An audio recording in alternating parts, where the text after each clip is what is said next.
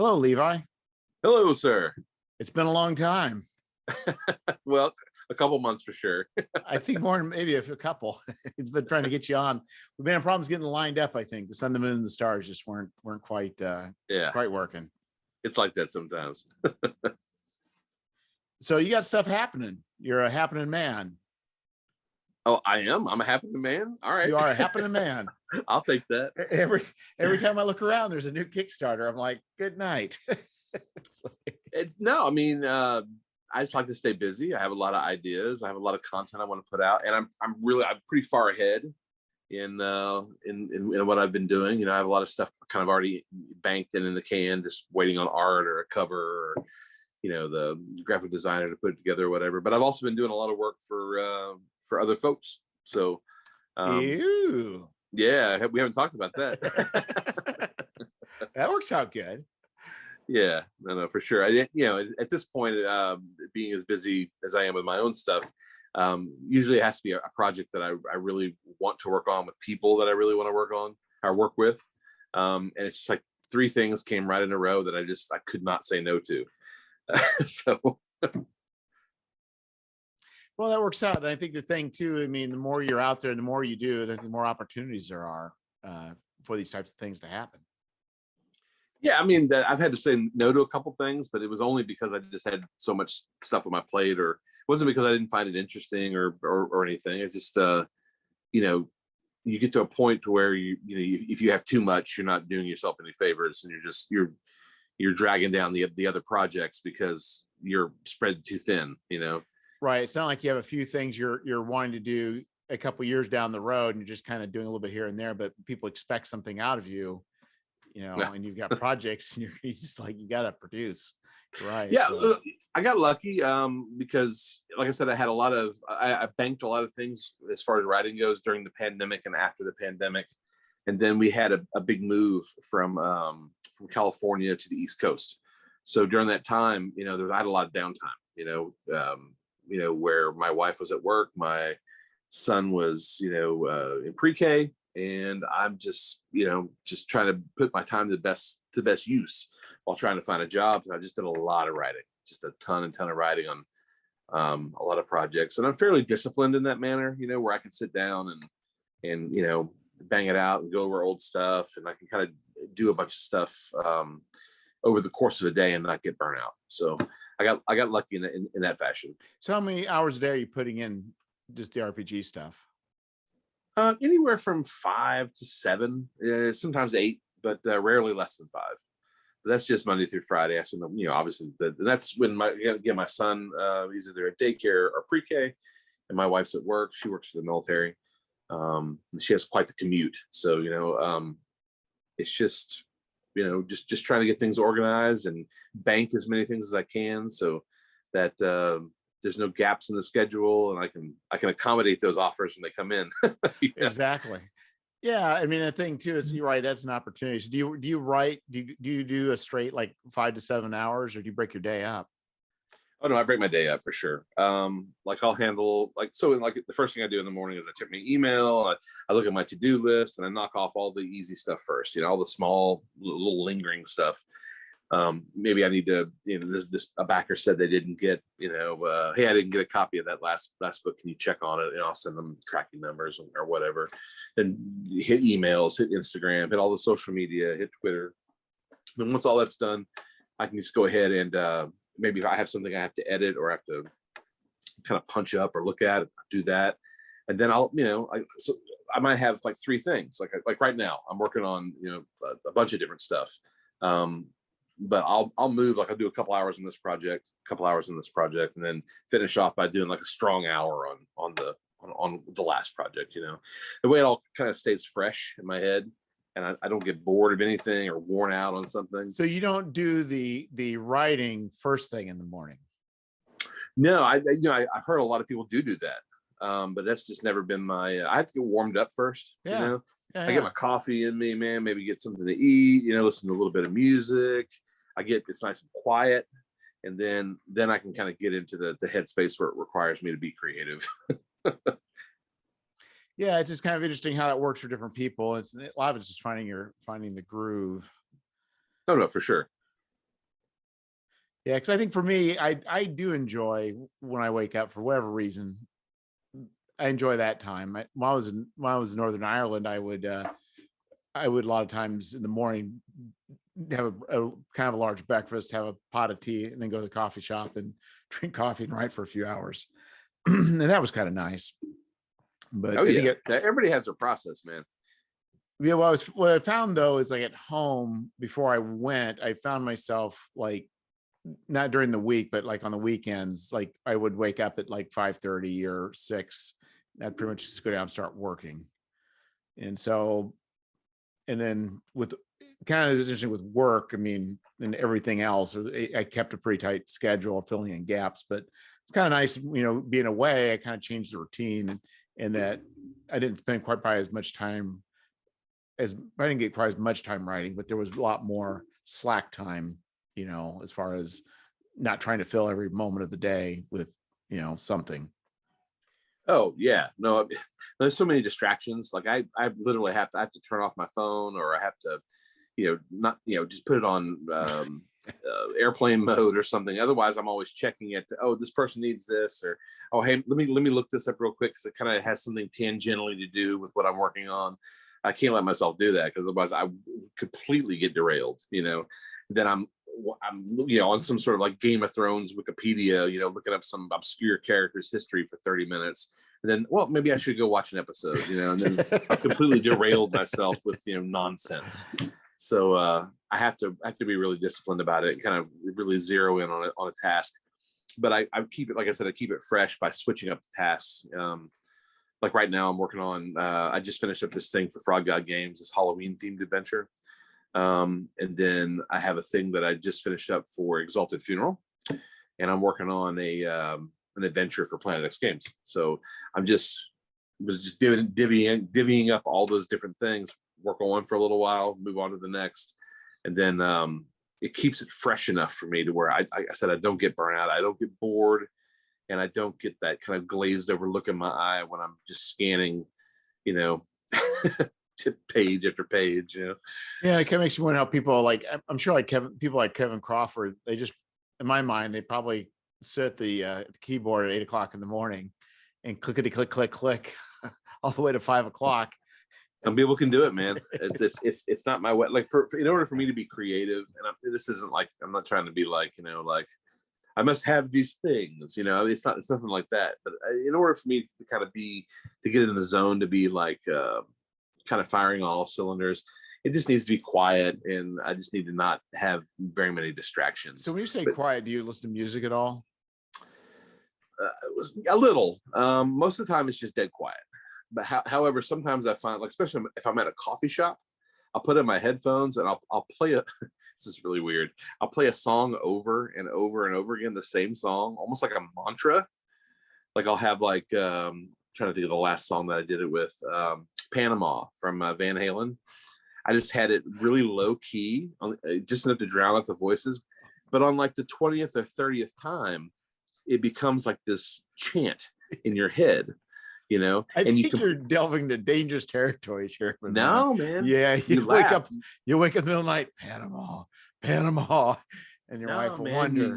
You laugh, but it really does turn into like this kind of constant like droning mantra that just blocks out all the excess outside noise. And the next thing you know, you're like, oh, I've been steady writing for an hour and a half, like with no interruptions. Like that helps, Yeah. But it's not, like I said, it's not always that song, but sometimes it's, But at least it's not Jump. No. No. Yeah, I think you gotta be selective with your David Lee Roth. So hey, that song was amazing when I was 10. It was so creative. Jump. I mean, Well, see, for me, I tend to like listening to music, but I like listening to music that either doesn't have lyrics or I can't understand the lyrics. Yep, I understand that too. And listen, I'm all over the place when it comes to music. My playlists they're bonkers. They're all over the place. I look like the kind of guy that probably listens to metal all day, but that's not true. I like my nostalgic, 80s, 90s, 70s metal, but Man, Right. I'm a huge hip hop fan. I listen to like old outlaw country. I listen to all kinds. Just anything. Okay, I got some deep cut. How about Glenn Miller? You listen to Glenn Miller? No, I'm not a How about female mariachi bands? no, but I did listen to Mexican surf rock for a while. When I was writing an occurrence at Howling Crater, there were a couple bands that it was just like this, you know, the steel guitars and the that whole Dick Dale surf rock sound. Yeah. That I got way into that. So I was just listening to a bunch of bands, you know, that are, but they're singing, so, you know, they're singing this surf rock about, you know, zombies and mutants, you know. It's just like complete nerd rock, you know. I got way into that. And again, it would sometimes act like this weird mantra that would just kind of keep me, you know, in the zone, I guess. Yeah, and it's you know, I'd say for each people, I think I don't know what it is for me. I mean, I kind of wonder what it is for different people. I think some people it's some people go for the stuff that is the genre, you know, listen to movie soundtracks or video game soundtracks or, you know, sounds of orcs. But for me, you know, maybe some Glenn Miller is just what I need to be. I don't know, man. I used to just put movies on in the background too. Yeah. Like I can't tell you how many times I saw, like, I just had Training Day, or, you know, Fellowship of the Ring, or like Bookie Nights or Pulp Fiction or something like that on in the background while I'm just, you know, just writing. And so at a low key or whatever, you know, just something I just mildly, just again, like a mantra, like just that ambient, weird sort of static noise of a movie that you're super familiar with, you know. So this is gonna have you heard of the Claypool Lennon delirium? Claypool Lennon delirium? No. Are we talking about Les Claypool? It might be. I don't know the guy. So this guy, his last name is Claypool, and he partnered with I think it's Julian Lennon, and they do some crazy psych rocky wild I bet it's stuff. Les Claypool from Primus. Yeah, I'm a big fan of his, actually. Yeah, because he gets kind of into really weird territories. I can almost guarantee you that it's him then. Yeah. Let's see. See who are the members of the Claypool Lennon delirium? Can't be a lot of rock stars out there with the last name Claypool. Les Claypool. Yeah, man. Yeah, he's the front man and of Primus.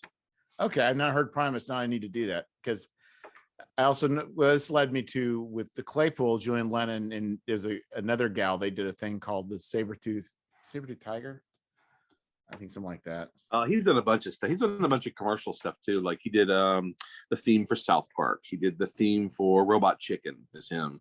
He's just done a bunch of, you know. He's one of us. He's a nerd. You know, he is nerd. just a famous, massively talented nerd. You know. Yeah, exactly.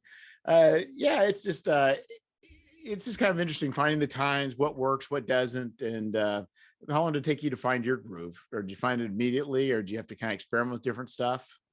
No, so when I was my very first adventure that I ever wrote, I kind of wrote it in pieces. I had it banging around in my head for a few years prior, but when I decided I was going to do it, I just had to find the time to. Because I had a full-time job, and we had just had a baby, you know.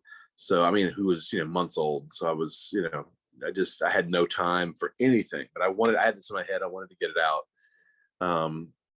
So it was just, you know, sometimes I go to work a couple hours early in the morning and just, you know, sit there in the office and work until people started to arrive. Or sometimes I'd stay late. Sometimes I'd stay up late at night.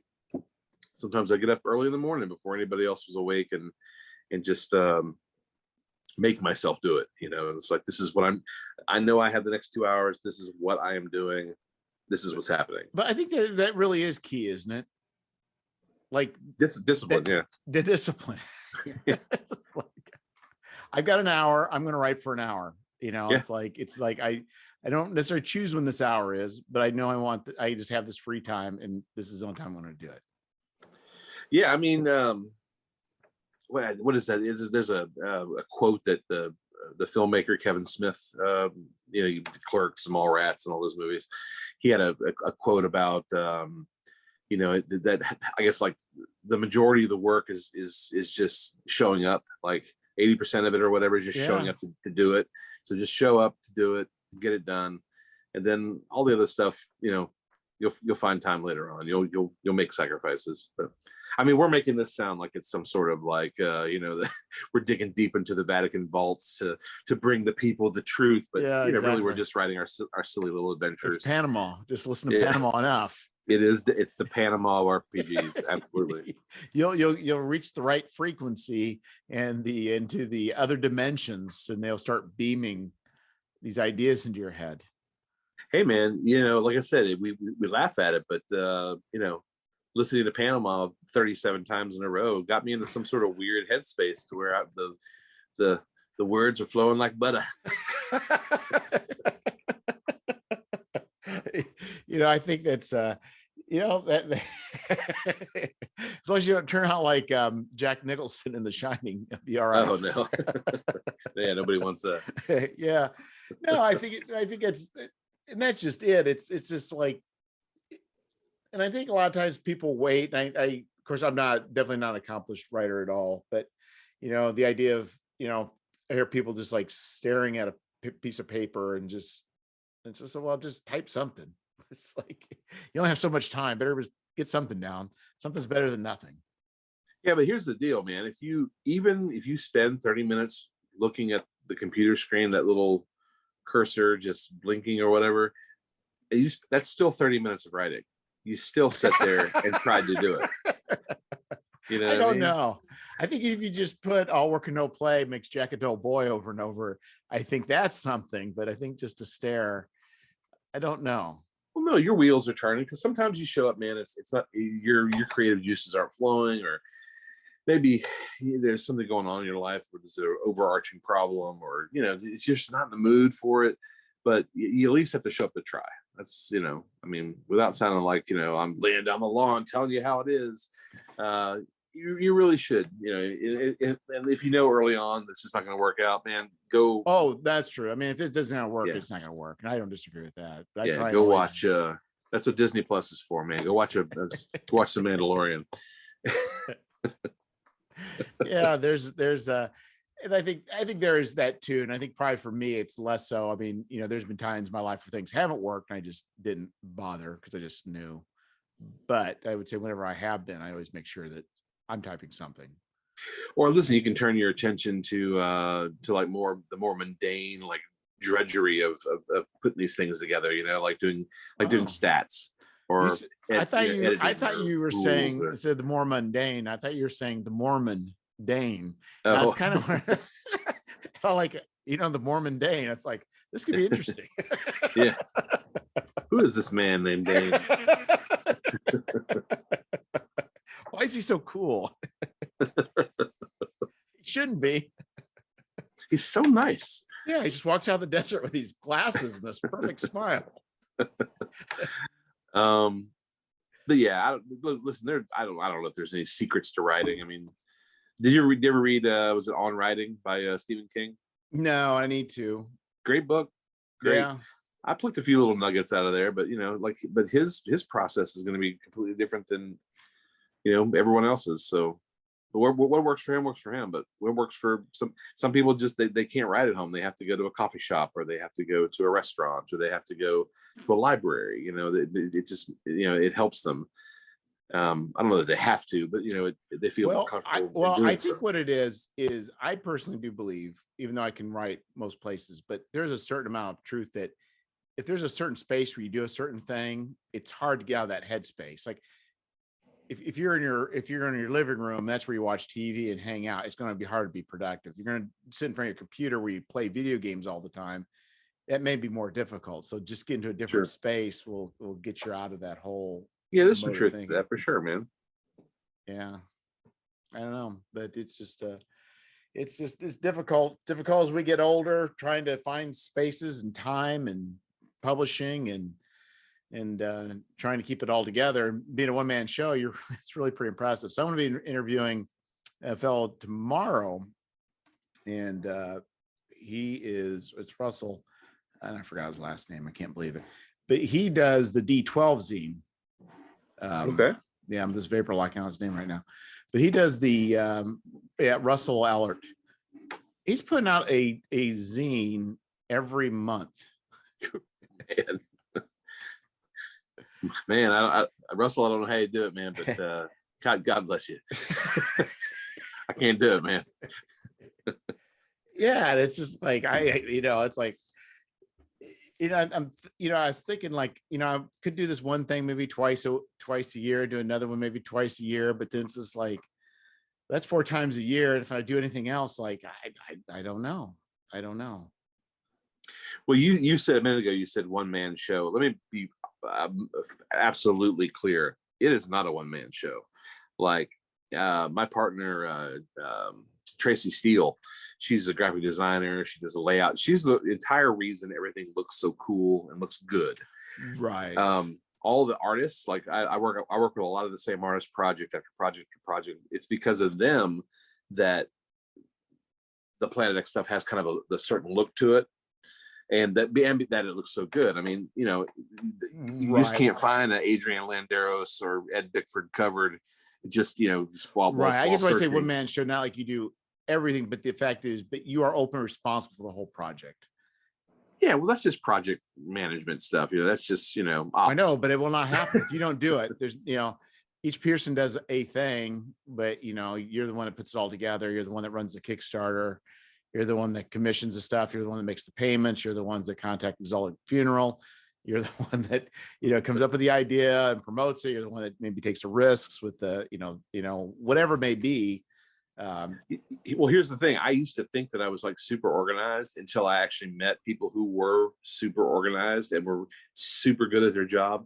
The folks who run Exalted Funeral are like the savants of crowdfunding and savants of the publishing biz. I don't know how Matt and Kristen do it. They are just like, I don't know how they keep it all together and then be so consistently good project after project and get their stuff out so fast. I mean, they obviously have a talent for hiring the right people to do the right job and hiring and treating them well and taking care of them and making sure that all their needs are met.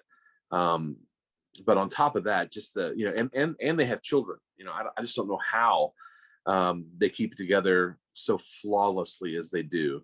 But like I said, I thought I had it together until I met those guys. And I'm blown away by the amount of work that they and their team do. It really is a stunning amount of work.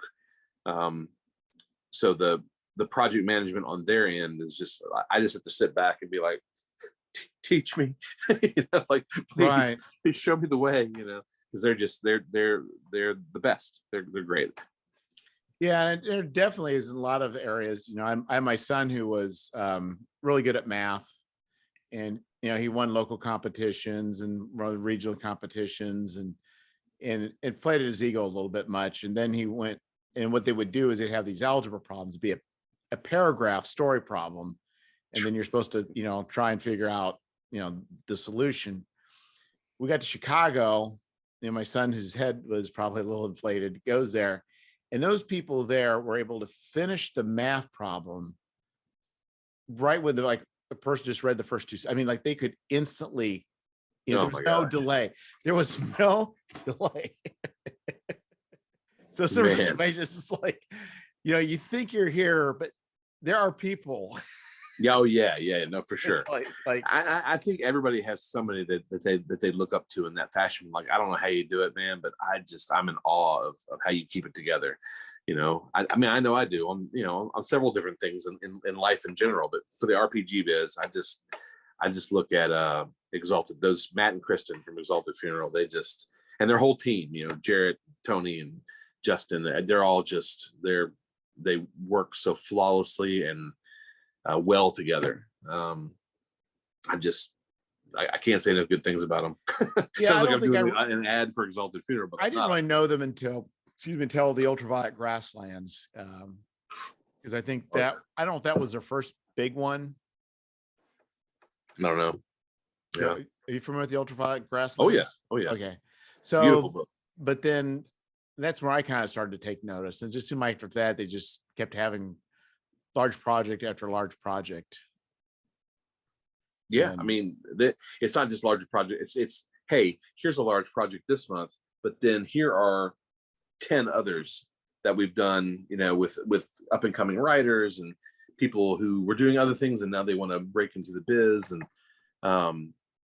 again, they have so many irons in the fire and they're doing so many cool things.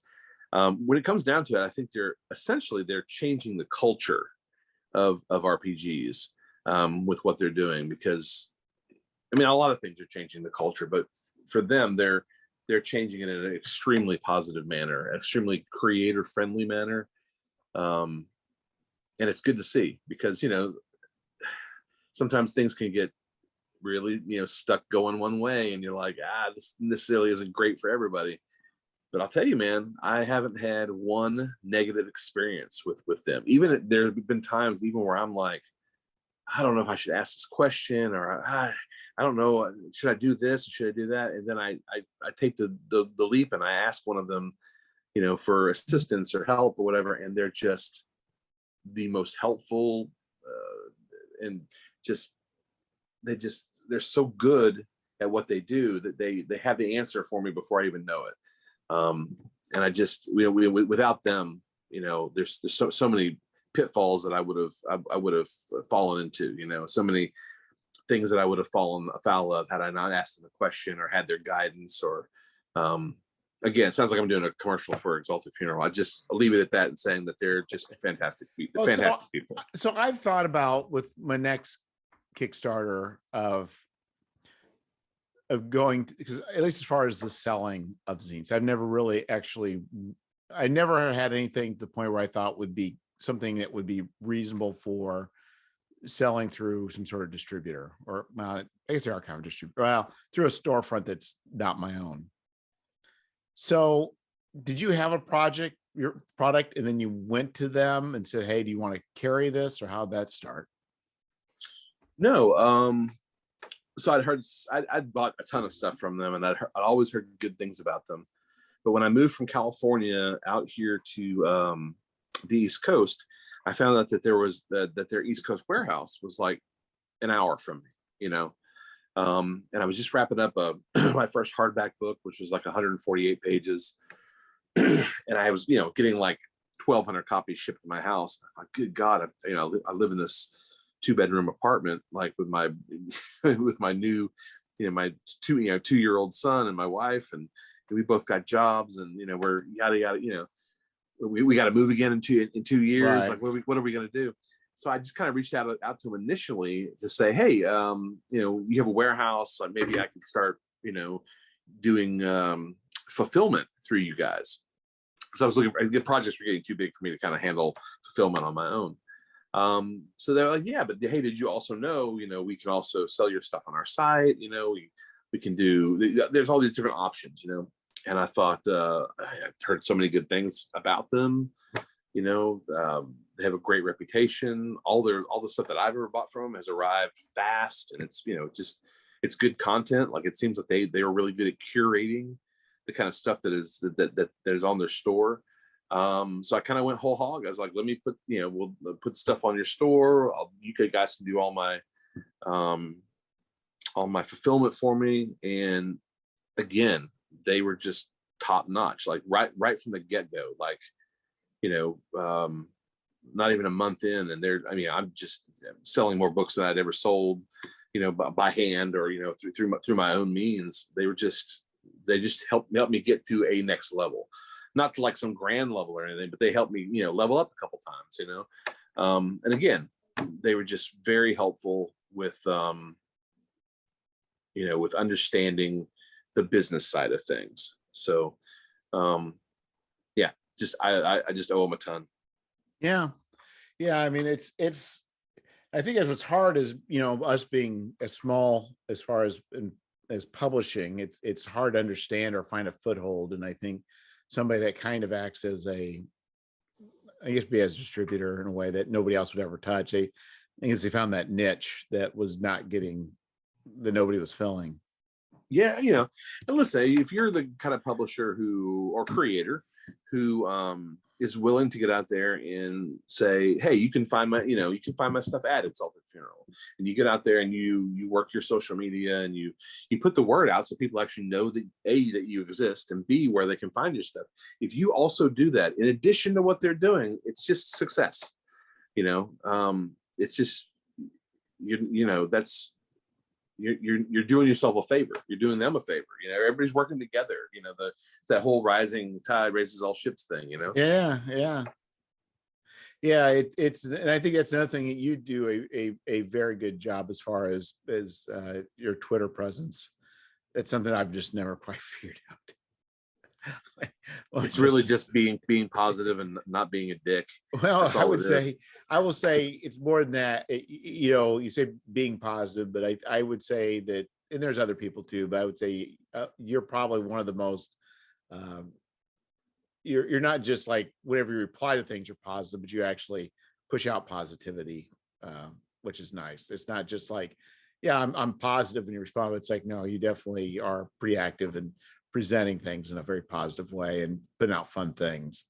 Oh man, well, I remember when I was trying to get my foot in the door just to get anybody to notice me so that I could get my product out there. You know, this is before I understood what a Kickstarter was. I could do it myself. I was just trying to get anybody to just listen to me and be like, hey, can you take a look at my adventure, take a look at my zine, something that I wrote.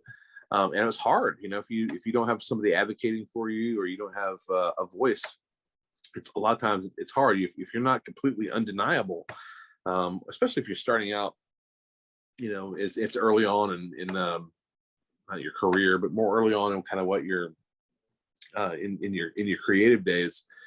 Then you might not have the experience to do it. Again, if you don't have somebody advocating for you or a voice saying, hey, this guy's okay. So I like on Twitter especially, and then Instagram and Facebook as well, I just like to support folks who are like me, you know, right? Like they're just indie publishers who, you know, again, just trying to be like, oh, they're waving the flag saying, hey, come check out my stuff. I've got whatever it's like 12 Kickstarters, but like 120 I've backed, you know, that's just in 3 years, you know, like it's because I want to see people succeed. And I want to see these cool ideas that might never get the light of day. I want to see them come to fruition. And I really want to see all these alternate takes on RPGs. All the coolest products, to the last title, every single one that I've picked up in the last 3 or 4 years have all been just, you know, third-party indie stuff. The coolest ones. I mean, right down to the, you know, and then I find some author that writes something really cool, and then I go into a rabbit hole, and then all of a sudden I've got, you know, his entire library of stuff because I like Jacob Hurst. I really like the way he writes, so I just went down a rabbit hole and bought everything that he that he wrote. Yeah, I just saw he's got a Kickstarter recently too that just came out. It's doing like very well. Yeah, oh yeah. Well, I mean, he's a kung fu master. Yeah, that guy, he works hard, and he has a brain that's not like anybody else's brain. So those two things set him up for success in a big way. And I'll follow that guy. I'll follow his imagination down just about any rabbit hole he wants to go down. But like Carl Sternberg, you know, his cartography, Skull Fungus, his cartography is so stunning that I'll literally back any project that has his work in it. It's because I like him, but B, his maps are just so unbelievably cool. They're just fascinating to look at. And there's artists like that. There's other writers. There's publishers who I think that are people within those little tiny publishing houses that I also follow. I just really like their individual work. So yeah, kind of all over the place with this, but yeah, support indie publishers. Well, yeah, and Zing Quest is coming around the corner. Oh yeah. I believe this will be the first Zing Quest that I don't take part in. Unfortunately, I've got too many. I didn't know about it at the time. I got too many things that are already in the hopper and have been paid for and are just kind of raring to go. So I don't think I'm going to make this one. Yeah, it's hard to sometimes get everything in sync.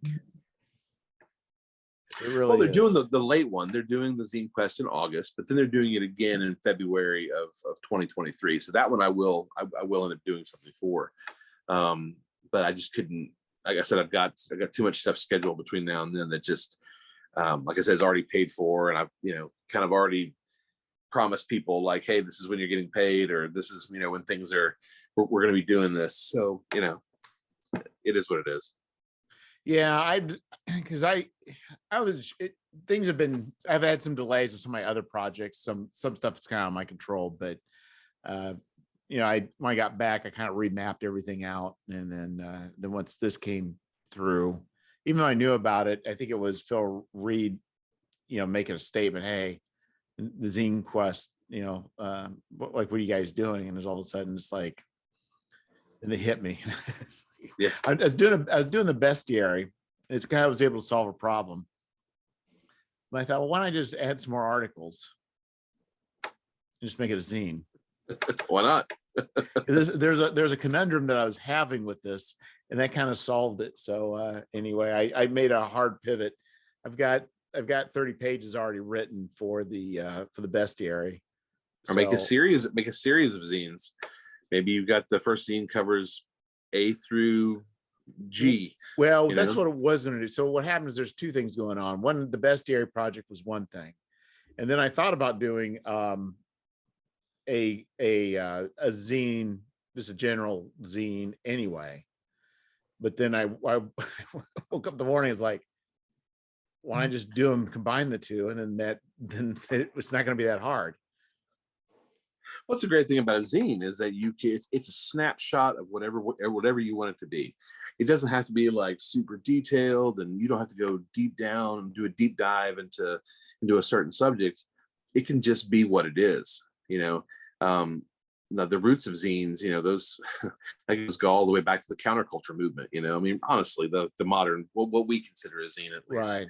And then you have all those music zines that were in the 80s and 90s, and you got folks like Frank Nora or Pagan Kennedy, who kept on their own, they kept those art zines alive, and those again those counterculture zines alive in the 90s or late 80s, when there really weren't that many out there. There wasn't a whole lot of people doing that kind of stuff. And then now we have a boom of RPG zines, so that folks like you and I, who instead of having to go out and buy some $50 book that might have 3 pages of what we actually want to read in it, we can get a zine all about that whatever that certain thing is. We want a zine just about monsters, boom, we go and get a zine about monsters. We want one about I just read a great one the other day from Monkey Blood Studios. I think it was them. It was Glenn Seal, called Ascaleth, the last great city. It's just a perfect little zine because it's like a little city. It's like a city. It's just a snapshot of a great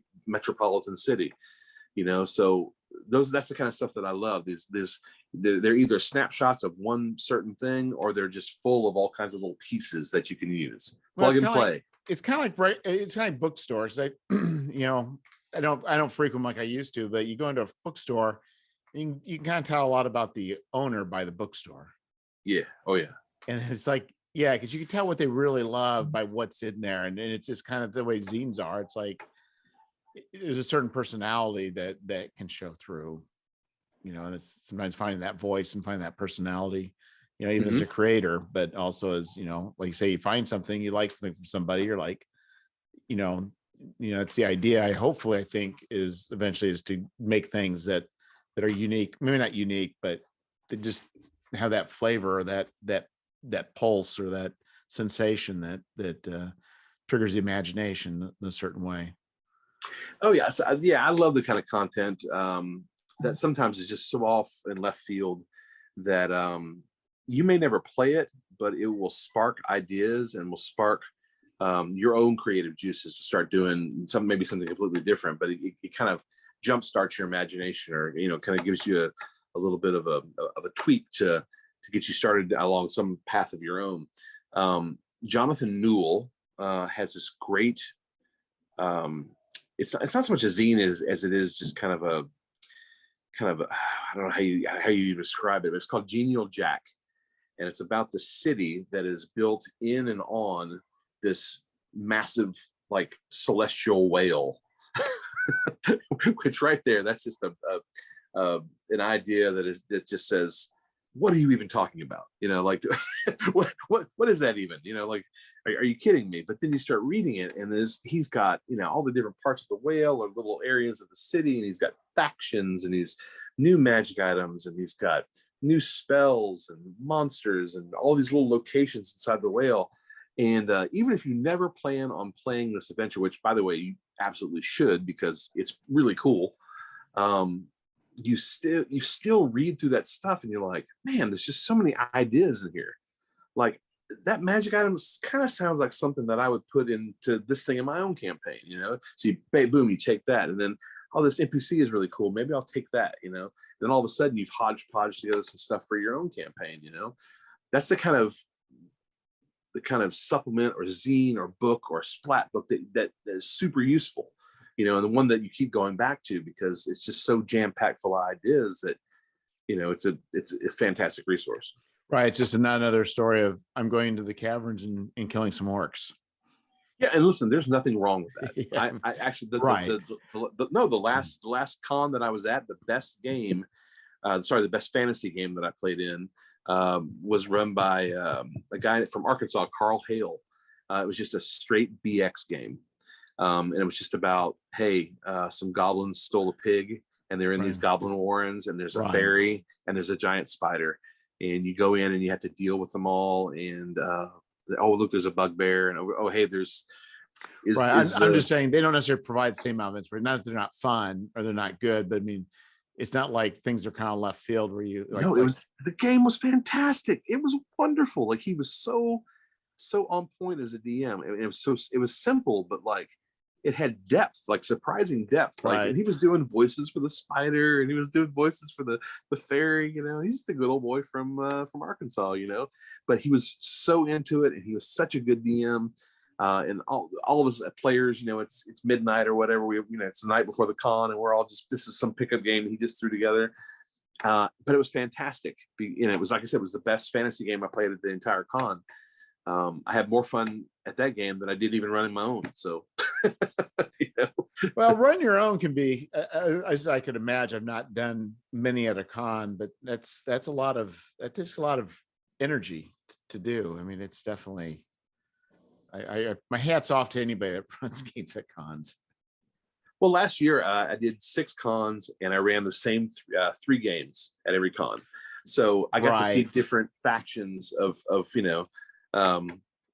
people doing different you're right, things. because somebody was telling me they run Keep on the Borderlands, like they've ran it like I can't remember, like a tremendous number of times.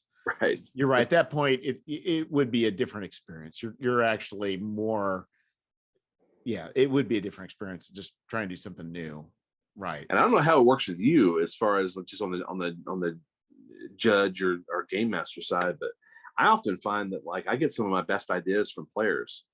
They'll come through and I was checking that secret door to see if it did this, and I think later on, I'm like, man, I wish I had written that into the adventure, because that's a way better idea than what I had written. You know? Like, I remember when we were playing Jungle Tomb of the Mummy Bride, and you had that. You found that crazy head in the sack that was hidden away on that wall, and you were trying all these cool things with it. And I thought, man, I kind of wish I'd have written this just a little bit differently, because it would be kind of the ideas that he's coming up with are kind of cooler than what I wrote. So maybe when I go back and do this for like 6th edition or OSE or something, maybe I'll change some stuff up. I find myself making notes. Well, that's just it. I mean, right? Because I think the idea, and so there's a book called Mind of the Maker by Dorothy Sayers, and she was a theologian, but she was also the one who wrote a bunch of novels and screenplays.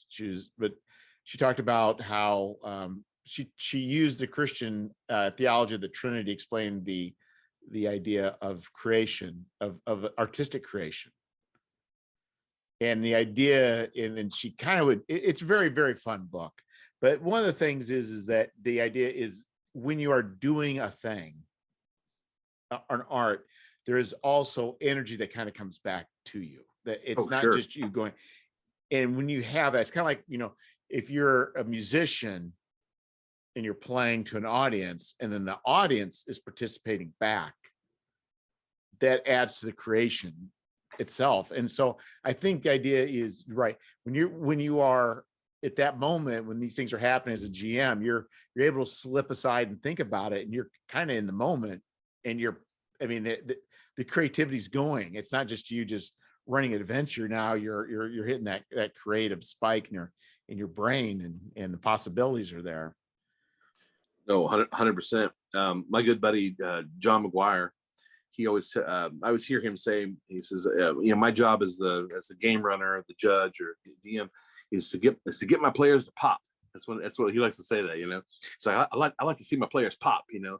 And I'm like, what does that mean? But what he means by it is he wants to give them that cinematic moment, that movie moment in every game, where that every player that's sitting at the table has their moment to shine, has their chance to do that one special thing, or to shine in some special way, and to tell. You're giving them the framework to tell the story they want to tell with their character. You know what I mean?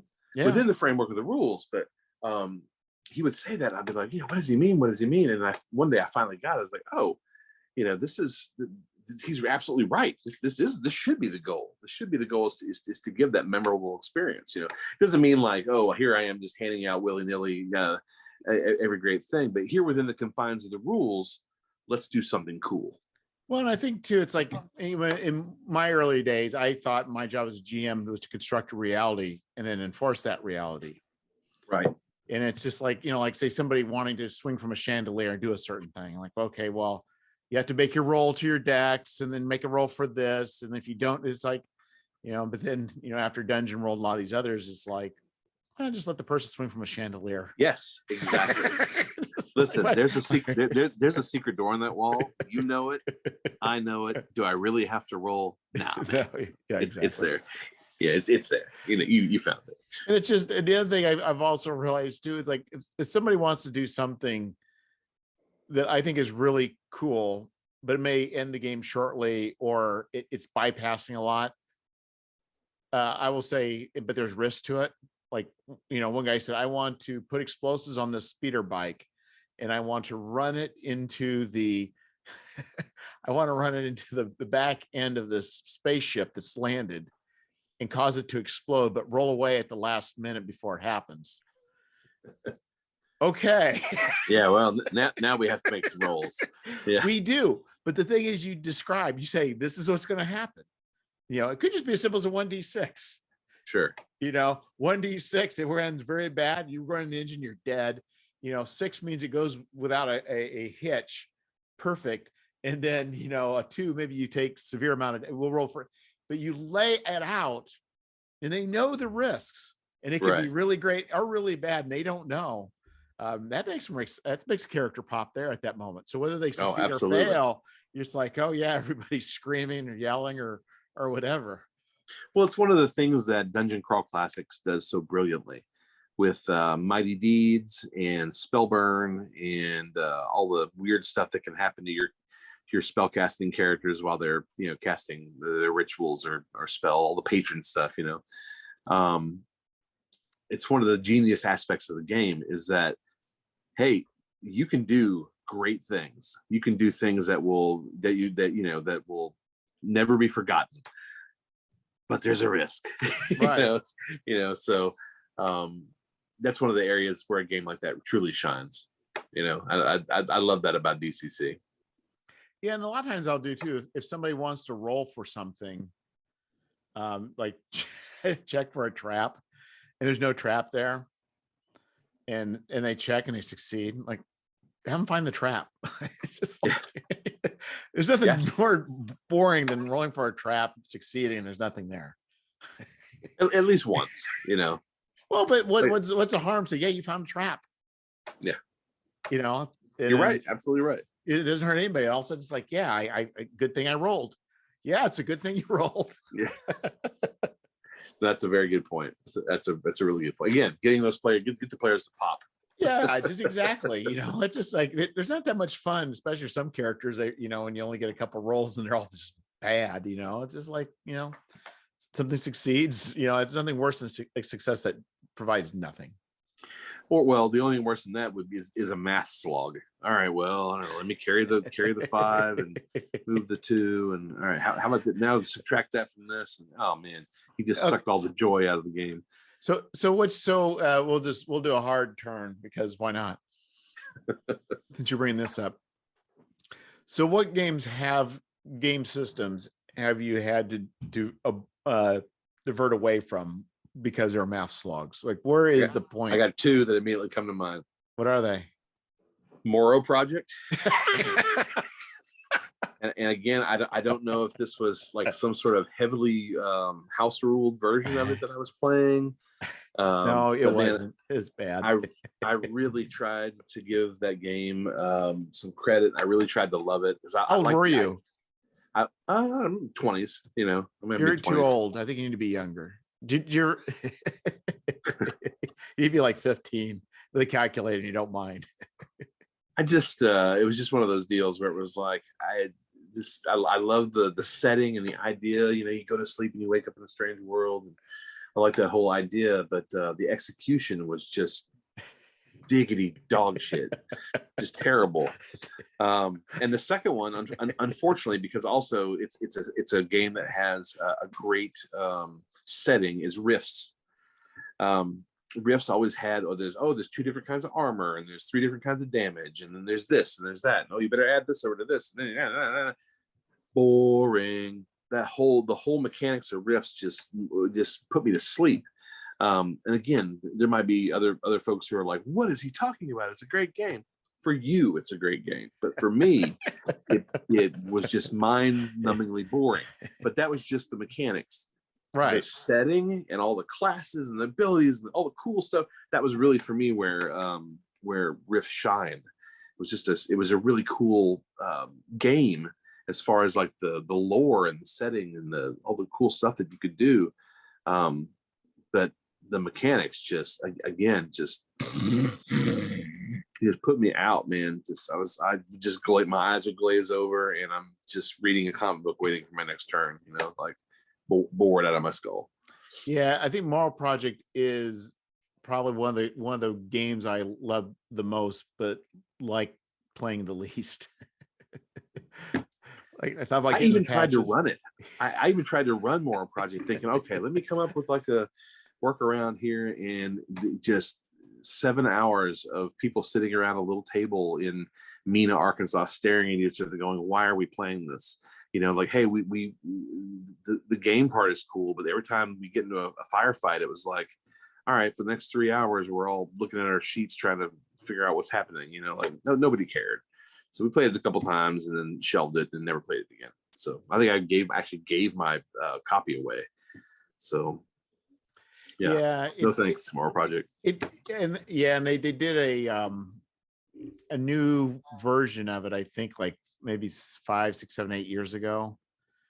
And I thought, oh, maybe it's better. I think they made it worse.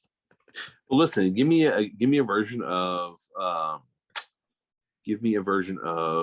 Moral Project that it plays like X-Crawl, or give me even better, something that plays as simple as like Cairn, or like OSE, or something very, very simple. You can run it with rules from Savage Worlds. It works really well. I ran it with Hero System. I think that the other one I would be the perfect system now would be using the new Twilight 2000 rules.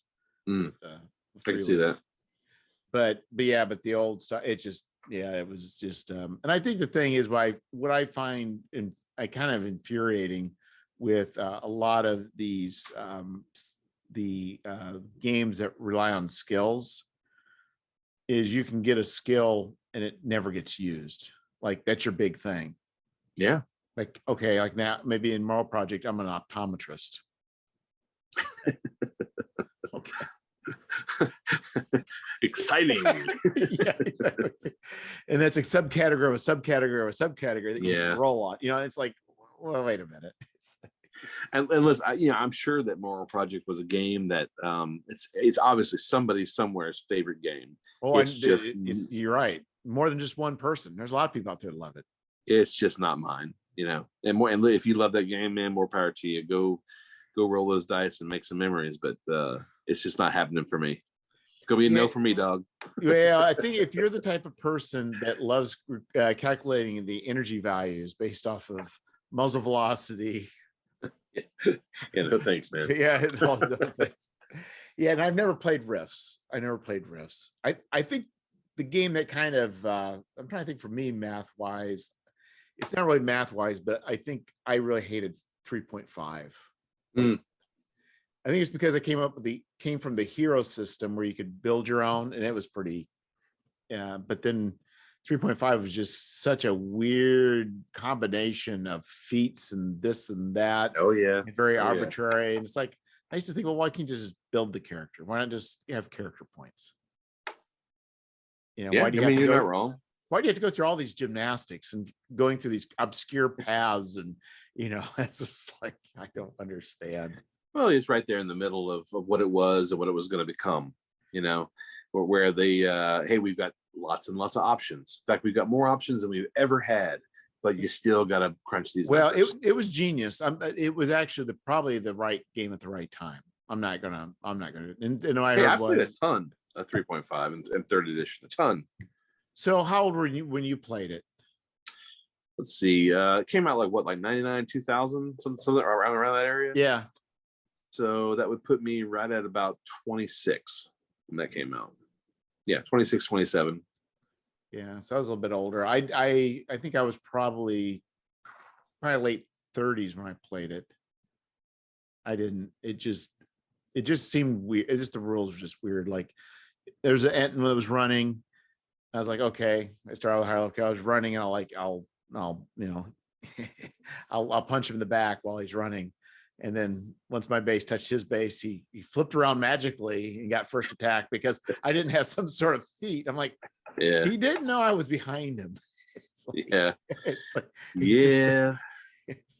Sounds like maybe you might have had a kind of an unrealistic DM too. So you gotta house rule that shit sometimes, man. That'll be a quote. That's a t-shirt. I think house rule that shit. I think even let me write that down. We'll have to have this for the maybe we'll have this for the Game Hole Con. I'm really looking forward to that convention, by the way. That's it's rapidly becoming, if not my favorite, one of my top two. It's a fantastic convention and really, really well organized. The staff that takes care of that con, and Alex Kammer, the director of the con, and they're just they're ridiculously organized and talented. It's such a fun con. I agree. In fact, I was going to drive up on Thursday. Today, I just extended the other direction. I'm going a day earlier, so I'll be there, get a hotel for Wednesday night. Yep. Yeah, I really like that con. Last year was my first year, and I didn't know what to expect. I knew Alex a little bit, and I just through talking to him, and I knew a bunch of people had gone and said it was fantastic.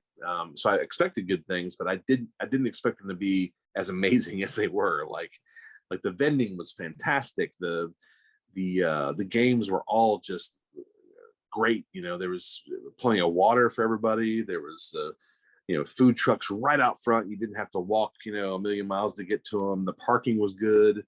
The games all went off without a hitch. I could find my games very easily. There was a podcasters row. There was there's an area for demos, but there was also an area for vending. It was very, very cool. It's a very well laid out and likely by design, just easy to find your way around and do things. It's better than it was. It used to be it used to be more confusing, or it was confusing.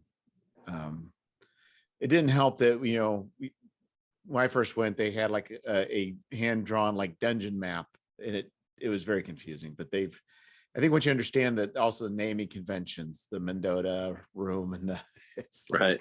It's like I don't understand.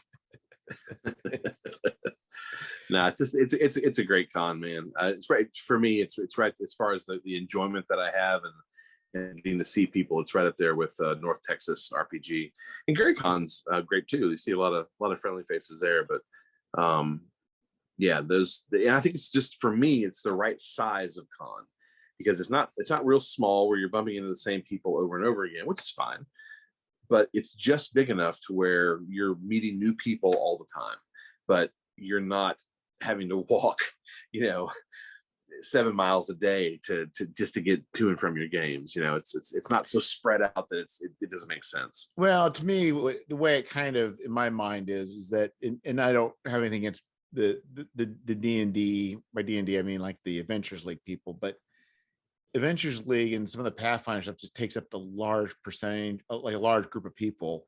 That's what they're there for. But they're in another room, like far away. I mean, it's like, and so then it's like a large, I don't want to say indie, but it's like old school games. So there's enough of a mass of people to allow for a gaming convention for people who want to run, or play in these older games or these odd games. And it really works out well. It's kind of like a big party, but the group of kids or the groups of the oldsters are upstairs and you get the basement to yourself with all your friends. I mean, it's really, really nice to have the benefit of a large con, but yet it's still, you get, if you go there year after year, it's the same. A lot of the people you meet are people you play games with the previous years. Yeah. Kind of intimate as well. Oh man. So I talked about how much at Gamehole, I talked to several players about how much I love these other cons. I'm going to Gary Con this year. I'm really looking forward to it. I love North Texas. And then what do you know, when I go to those cons, some of those people that I met at Gamehole, it's their first time going to these cons. There was a guy that I played a couple games with at Gamehole, and then boom, he just shows up in North Texas. Apparently he's from Texas, and he just shows up, and then we're gaming 2 games together, and I'm like, I remember you, man. We played yada yada yada, And so it's just you meet people, you become friends, and you have great time together with the same group of folks. It's one of the things I love about conventions, man. It's that hang again. It's like a good podcast. You sit down with somebody, you don't feel like it's an interview. You just hanging out. You just talking about the kind of stuff you enjoy, and that's the way a con is, man. You can meet folks and toss some dice, go have some beers in the restaurant later, or meet up in the bar, and next thing you know, Stefan's cranking out Black Sabbath or the Sword at 2 a.m. And everybody's raising their beers and singing along. It's like a party, but like, I don't know, it's just something special about them. Yeah, in fact, I really, really was going to go to North Texas this year, but just. You would not regret it. I'm telling you, there's something special about it, man. There's something special about that. Work was in the way. My wife is actually on board with going. She would be playing, but we thought about extending out to like a family vacation and have the hotel, and my wife and son could go do stuff they wanted. My son could play if he wanted, but it just with going with the work situation, it torpedoed it. And listen, that midnight auction is something to behold. There's some insanity going on in that thing. Might lose some sanity. 1d4 sanity loss. Yeah. If you never want to see a 60-year-old man in a yellow Speedo, that's a place to go. That's an inside pool that you probably didn't want to know about. Yeah, well, no, I did know about some of the shenanigans. It's crazy, but that's all in good fun, and they raise a lot of money for good causes, and it's just a good atmosphere, Yeah, good atmosphere. Yeah, you actually hit a lot of cons. I think it's a lot of it's is it to support Planet X, or is it for yourself? But you hit a lot of cons. I would probably like 6 a year or so. I did last year. I went to six last year. I kind of figured out the ones that I want to go to and that I want to support, and then the ones that if it all works out, sure, I'll go. But this is not one that I'll be going to regularly. Like PAX Unlimited, nice. It's a con's fine, but it was just too big for me. The load in is terrible. Sorry, PAX, that's true. parking is abysmal, and it's just so big. It's almost unmanageable. Now I'll go so that I can hang out with friends. Right. A lot of East Coast indie designers go there. I'll go to do that. Maybe pick up a book or two, but that one's less about vending and gaming and more about just kind of like, oh, let's see who I run into. But then you get a game like a convention like Gamehole in North Texas, ShireCon in Connecticut, which is actually the one I'm going to next. That's a nice East Coast meetup. Gary Con. I won't vend at Gary Con this next year, but I'll go because it was a lot of fun to run games and play. And you see a lot of faces. You see a lot of fellow people from your community. That you might not get a chance to run into otherwise. And then TotalCon in Massachusetts is a wonderful little con. I say little, it's probably 500-600 people, but a lot of great player. I had great games. I played in great games. The vending was good, and the folks who put on the show, Angelina and Steve, and their whole entire crew, they're just they're awesome. They're amazing. It's a cool town. Providence is, an hour up the road. Boston's an hour the other way. You've got just a cool vibe there. And I really, really enjoyed that con. I'll definitely be going back to that one. That was a lot of fun. Well, it's kind of nice. I mean, when you being on the East Coast, I guess both good and bad, but it's, the concentration of cities is much, denser. It's like, as you move west, the city starts spreading out from each other. So it's yeah, right. You can go to, well, you're a few hours from just about every major city, on the East Coast, where here it's like, it just starts coming, like, it's not terrible, but like, Madison is, is probably is reasonable. That's like 3 hours a little over 3 hours from me. Right. What a cool town that is, Madison. Great town.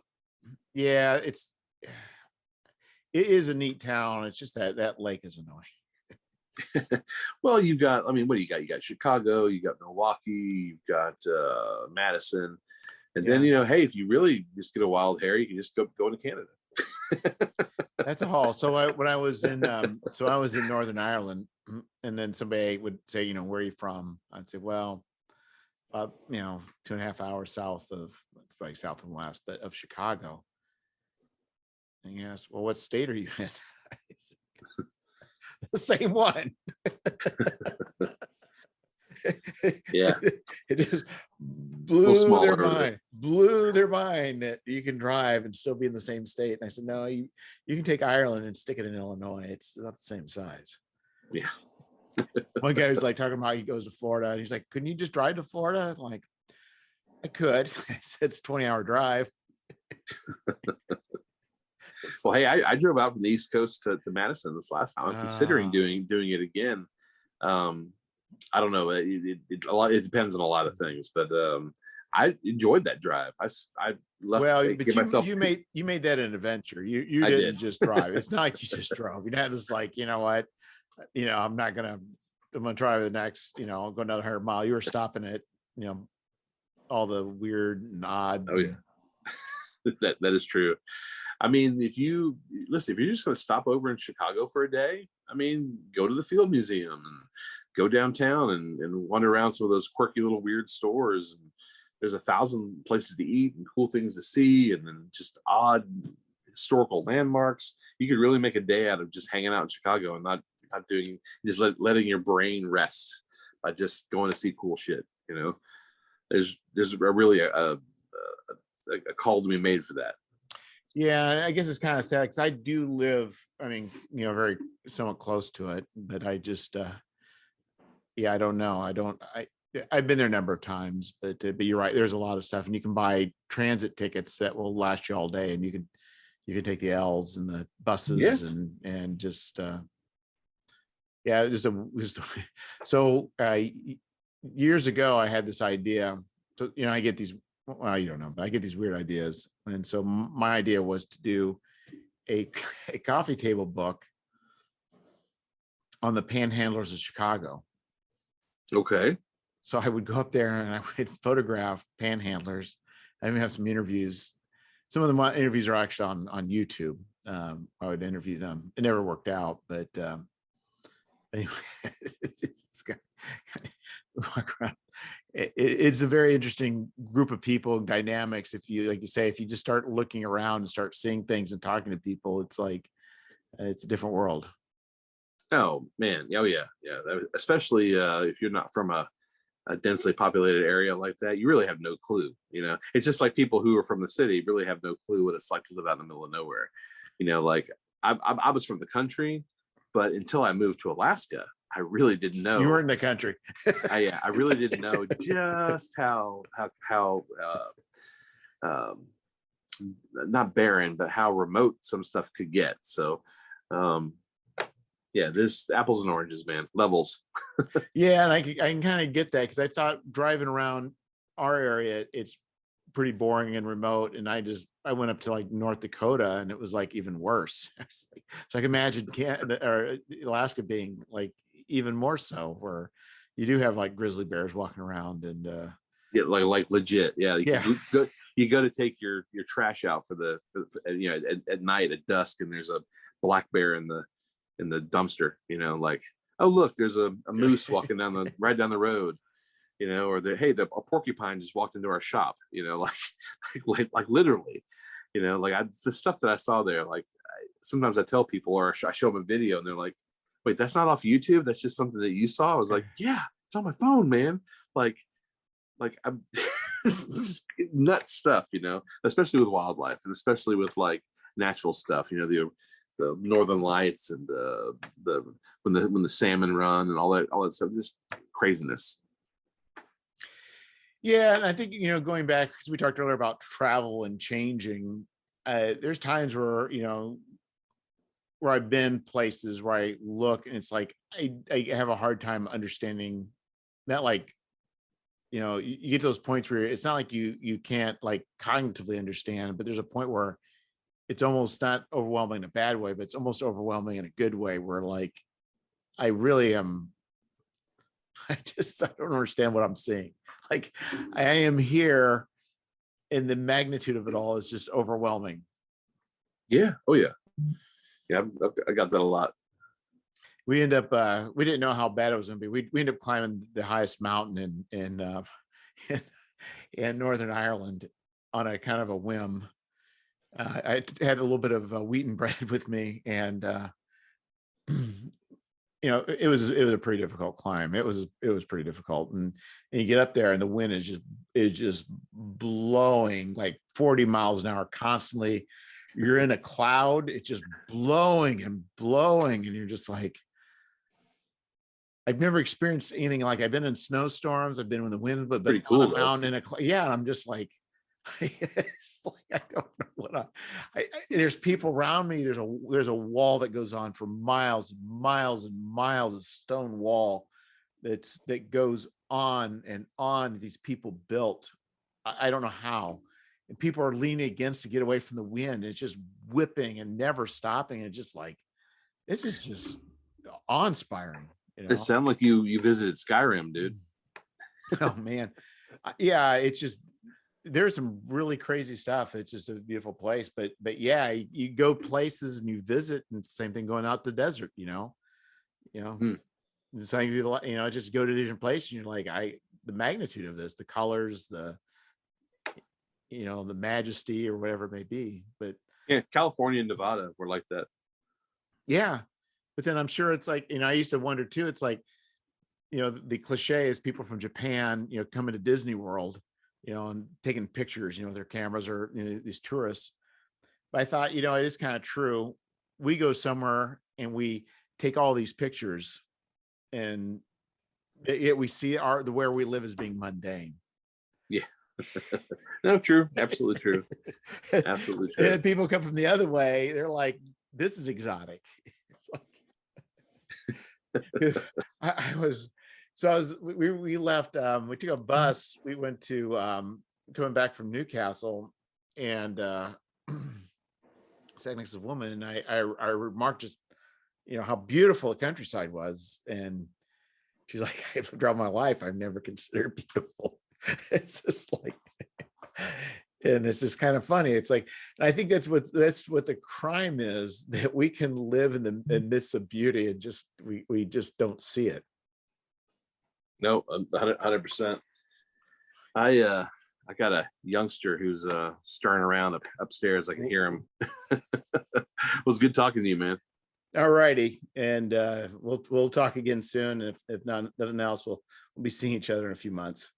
Yeah, man. Anytime. Like I said, you're one of my favorite shows to be on. So anytime you wanna chit chat, man, give me a holler.